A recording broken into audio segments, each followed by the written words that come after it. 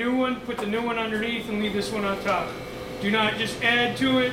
First in, first out inventory. If you just add to this, I don't know where anything's come from. All right.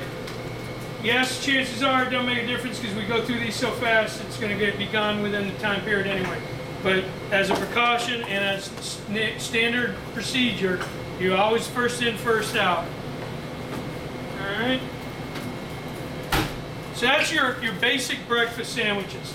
You're going to get people that say, you know, I want a sausage, bacon, and cheese.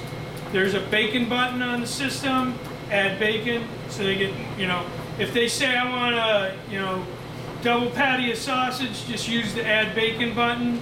You know, we can add a sausage button. We just didn't have room before, but now we do. But you want to charge them for that extra stuff. It's like, adds like 75 cents or something like that. But we'll make whatever people ask for. You're going to have a couple customers probably come in. We used to make omelets a lot. If they want an omelet, we'll make them an omelet. $7.50. It's on the register. It's just not on the menu. But we do have people from time to time want that. Yeah.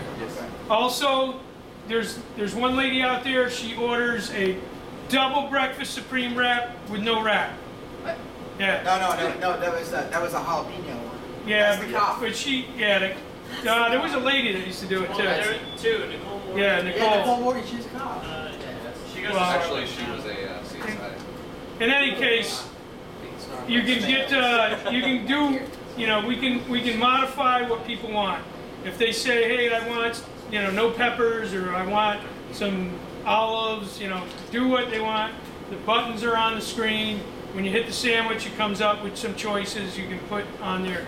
If it doesn't have the choice on there, right below it says special instructions, just type it in. All right? Especially if you're not making the sandwich. You're busy, you're a register, you're handing the ticket off. You need to make sure that ticket has got the information in it. Get customers' names. All right?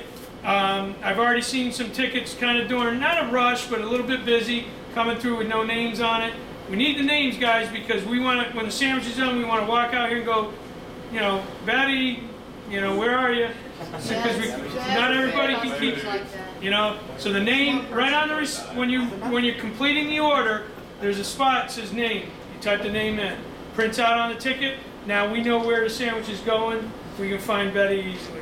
If we don't know Betty's name, we have no clue. We're going to come back over to you, say, where's this go? It's a big pain in the butt. You know, same thing with the for here and the to go button. Got to hit that button. It's difficult to remember sometimes, but you got to hit the button. If you don't hit the button, we're asking constantly, is this for here or is this to go? Is this for here or is this to go?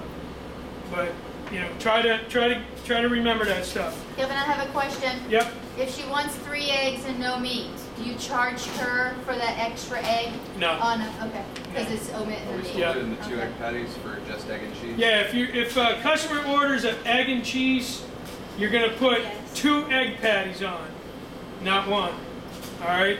Sausage, egg and cheese, bacon, egg and cheese, ham, egg and cheese gets 1 egg patty, the meat, and the cheese. If it's just an egg and cheese, we use 2 egg patties and cheese. All right? Everything on the Cuban bread. If they ask for different bread, there's a few of them that we used to ask for flatbread. That's fine. We can make it on flatbread. What do you want us to do for Cuban bread? Like, how long have you put it in there for? In the oven? Yeah.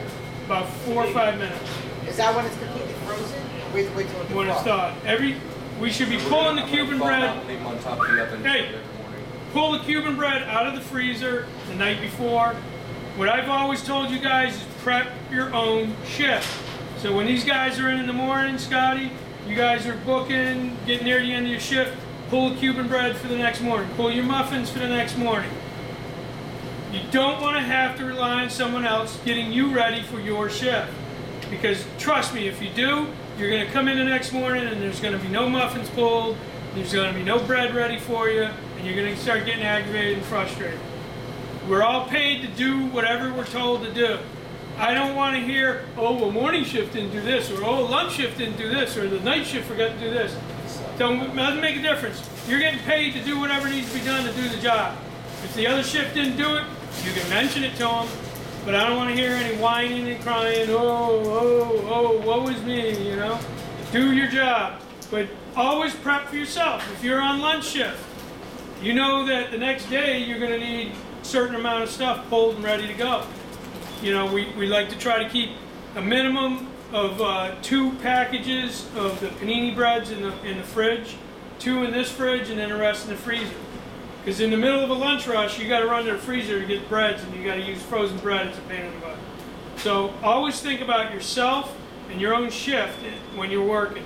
Pull your muffins, pull your stuff for the next day. Obviously, some of the stuff doesn't get pulled; it goes right from the freezer to the oven. All right. So that is your breakfast sandwiches. Kids sandwiches.